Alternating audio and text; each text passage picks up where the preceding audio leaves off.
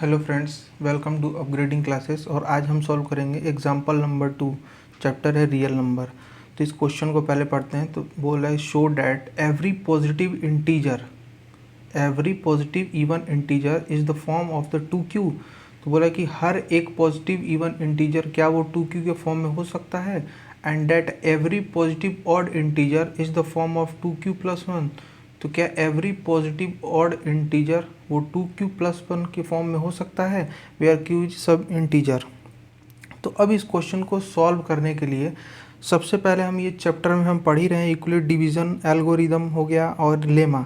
तो सबसे पहले हम इस चीज़ को समझने की कोशिश करते हैं। तो एक जनरल फॉर्मूला क्या होता है, सबसे पहले हम इस चीज़ को इसके पहले हम सीखते हैं कि पहले इवन नंबर क्या होता है और ऑड नंबर क्या होता है।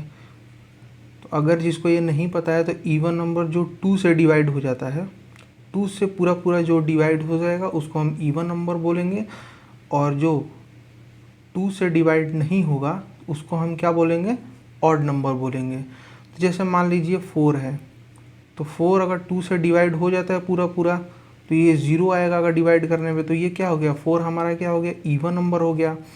अब जैसे 5 है यहाँ पे, तो 5 2 से डिवाइड करेंगे तो यहाँ पे रिमाइंडर क्या हो जाएगा, 1 बचेगा। जैसे कि मान लीजिए 2 से 5 को डिवाइड करें तो 2 2 जाइए हो जाएगा 4, रिमाइंडर 1 आ रहा है। तो यानी कि रिमाइंडर 0 जब नहीं आता है तो वो क्या हो जाता है, ऑड नंबर हो जाएगा। ओके, तो अब इसके आगे चलते हैं। तो हमने यूक्लिड डिवीज़न लेमा क्या पढ़ा है कि if A and B are two positive integer, ठीक। तो इसके लिए हमारा जो है general form by Euclid's general formula क्या होता है, हम लिखते हैं A equals to B Q plus R, where 0 और ये बी, ठीक। तो अब इस स्टेटमेंट का कहने का क्या मतलब है, सबसे पहले हम इस चीज़ को जानेंगे। इसका मतलब ये है कि जो आर की जो वैल्यू है, जो रिमाइंडर है हमारा, वो या तो 0 के इक्वल होगा या फिर 0 से बड़ा होगा। ओके, बट कंडीशन ये है कि b से छोटा होगा। और b क्या होता है, अब हम इस चीज़ को समझने की कोशिश करते हैं। इसके लिए एक एग्जांपल ले लेते हैं। जैसे मान लीजिए 5 को हम डिवाइड करते हैं 2 से, ठीक। तो ये तो हमें पता है कि ये जो डिविडेंड होता है ये a की वैल्यू होगी, और डिवाइज़र होती है यही b की वैल्यू होती है, ठीक है। तो पहले हम इसको डिवाइड, तो ये हो जाएगा 2 2 जा 4 और ये हो गया 1, ये r हो गया, ठीक। तो अब इस चीज़ को समझिए कि यहाँ पे ये कंडीशन क्या सेटिस्फाई होती है। तो यहाँ से हमें, अब देखिए यहाँ से, तो जो रिमाइंडर है क्या वो 0 से बड़ा है, तो 0 से बड़ा है, यानी कि 1 है, 0 से बड़ा है, ठीक। रिमाइंडर या तो 0 आ सकता है या फिर 0 से बड़ा आ सकता है। तो 0 नहीं है, लेकिन ये क्या है, रिमाइंडर जो है 0 से बड़ा है, 0 नहीं है, 0 से बड़ा है। बट कंडीशन ये है कि वो क्या है, b से छोटा होना चाहिए। तो देखिए b से छोटा भी है, यानी कि ये जो है इस कंडीशन को ये सेटिस्फाई करता है। तो अब आप समझ गए होंगे इसका मतलब क्या कहना चाहता हूँ। अब क्वेश्चन पे हम आते हैं। तो क्वेश्चन को पहले हम लिखते हैं, let a b any positive integer, ठीक है। तो इसके पहले एक क्वेश्चन में हमारे पास हिंट है 2q का। तो अब 2q का देखिए, जो q के वैल्यू, q के जो भी मल्टीपल में होगा वो b की वैल्यू होगी। यहाँ पे देखिए जनरल फॉर्मूला से क्या, जो भी q के मल्टीपल में होगा वो हमारी b की वैल्यू होगी। तो क्या हम इसको ऐसे नहीं लिख सकते हैं कि 2q is equal to B q के भी इक्वल कर सकते हैं। तो यहाँ से ये q q कैंसिल हो गया, तो b की वैल्यू हमारे पास क्या आ गई, 2 आ गई। ओके, तो हम इसको ये भी लिख सकते हैं कि b is equal to 2, then by Euclid formula से हम इसको क्या लिख सकते हैं, ये क्या होता है, a इक्वल्स टू होता है 2q प्लस आर, ठीक है। b की वैल्यू हमने यहाँ पे रख दी। अब यहाँ पे जो भी कंडीशन क्या होती है, हमारे पास कंडीशन होती है कि जो रिमाइंडर होता है या तो 0 के इक्वल हो या फिर 0 से बड़ा हो, बट वो b की वैल्यू से छोटी होती है। तो b की वैल्यू क्या है, यहाँ पे 2 है। तो अब कुछ हमें ऐसा यहाँ पे फाइंड करना है। तो अब देखिए यहाँ से रिमाइंडर क्या होना चाहिए, या तो हमारा 0 से बड़ा होना चाहिए, ठीक, या तो 0 हो या फिर 0 से बड़ा हो, बट 2 से छोटा होना चाहिए। तो अब देखिए एक तो क्या हो गया, r की वैल्यू 0 हो सकती है, तो हम इसको लिख सकते हैं हेंस r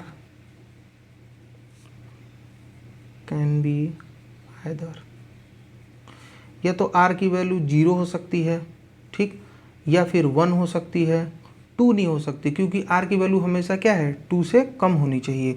तो यानी 2 वैल्यू हमारे पास आ गई यहाँ पर रिमाइंडर की, 0 और 1 आ गई, ठीक है।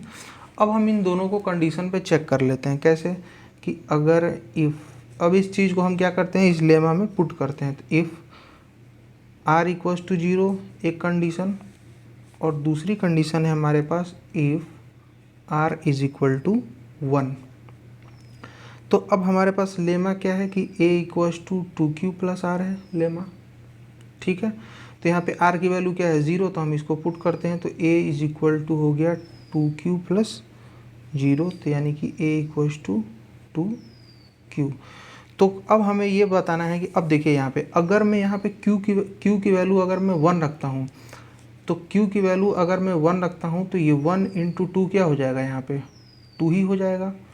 अगर मैं q की वैल्यू यहाँ पे 2 रखता हूँ तो 2 इंटू 2 4 हो जाएगा। तो एवरी केसेस में हम क्या देखते हैं यहाँ पे कि जो भी हमारे पास जो वैल्यू आ रही है a की, वो क्या आ रही है, पॉजिटिव इवन इंटीजर आ रहा है, ठीक है। तो हम ये कह सकते हैं इससे कि this will always be an even integer, okay. यानी कि जो भी वैल्यू हमारी a की फाइंड होगी यहाँ पे इवन इंटीजर फाइंड होगी। अब हम इस कंडीशन में r की वैल्यू चेक करते हैं। तो यहाँ पे सबसे पहले लेमा लिखते हैं a equals to 2q plus r, तो ये हो जाएगा r की वैल्यू रखने पे 2q प्लस 1। तो अब यहाँ पे देखिए तो a की वैल्यू क्या मिलेगी, तो जो भी हमारे पास 2q की वैल्यू होगी उसमें अगर हम 1 जोड़ देते हैं तो हमारे पास इस कंडीशन में a की वैल्यू मिल जाएगी। तो अब देखिए यहाँ पे 2q की वैल्यू अगर मैं यहाँ पे चेक करता हूँ कि अगर q की वैल्यू यहाँ पे मैं 1 रखता हूँ तो यहाँ पे ये 2 मिल रहा है मेरे पास, और इसमें अगर 1 जोड़ देता हूँ तो वो 3, तो क्या होगा 3 हमारा क्या है इवन नंबर है, क्योंकि वो 2 से डिवाइड नहीं होता है पूरा पूरा। तो अगर मैं q की वैल्यू यहाँ पे 2 रखता हूँ, जैसे मैं एक करके दिखाता हूँ आपको, अगर मैं यहाँ पे 1 रख देता हूँ और ये प्लस 1 q की वैल्यू, तो ये क्या हो जाएगा 2 और 2 1 जा 2 और एक यहाँ पे 3 मिल गया। तो अगर मैं q की वैल्यू यहाँ पे 2 रखता हूँ तो ये क्या हो जाएगा हमारे पास 2 इंटू 2 प्लस 1, यानी कि 4 प्लस 1 इज इक्वल टू यहाँ पे 5। तो एवरी केसेस में यहाँ पे क्या है इवन वैल्यू मिल रही है, यहाँ भी इवन वैल्यू। सो हम ये कह सकते हैं कि ये जो फॉर्म है हमारा 2q प्लस 1 का, ये क्या है इवन और ऑड इंटीजर के लिए ये सेटिस्फाई करता है। तो हम लिख सकते हैं यहाँ पे this will always be an odd integer, right. अब इसको हम लिख देते हैं जैसे कि फाइनल जो भी हमारा आंसर होता है यहाँ पे रेड पेन से करते हैं। सो लिख सकते हैं therefore any positive odd integer is of the form 2q plus 1, यानी जो भी 2q प्लस 1 के फॉर्म में रहेगा वो हमेशा ऑड इंटीजर होगा, and even integer is of form 2q, यानी कि जो 2q के फॉर्म में जो भी रहेगा वो हमारे पास हमें क्या देगा, हमें इवन इंटीजर देगा, राइट। आई होप ये वीडियो क्लियर होगी और आगे हम मिलेंगे नेक्स्ट एग्जांपल के साथ। तब तक के लिए थैंक यू।